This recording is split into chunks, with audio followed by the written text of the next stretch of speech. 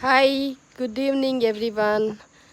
ಈಗ ನೋಡ್ತಾ ಇದ್ದೀರಲ್ಲ ವಿಡಿಯೋ, ಅದು ನಮ್ಮ ಮನೆಯಲ್ಲಿ ಕಳ್ತನ ಆಯಿತು.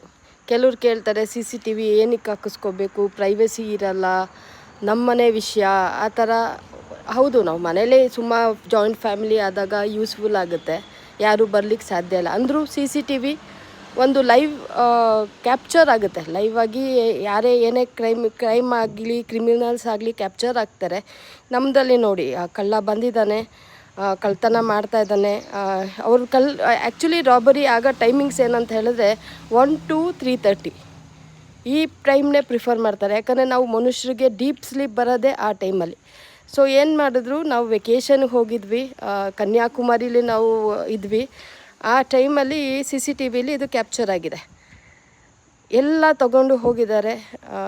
ಯಾವ ಥರ ರಾಬರಿ ಮಾಡ್ತಾಯಿದ್ದಾರೆ ನೋಡಿ, ಲೈವ್ ಫುಟೇಜ್ ಹಾಕಿದ್ದೀನಿ, ನಿಮಗೆ ನೋಡ್ಬೋದು.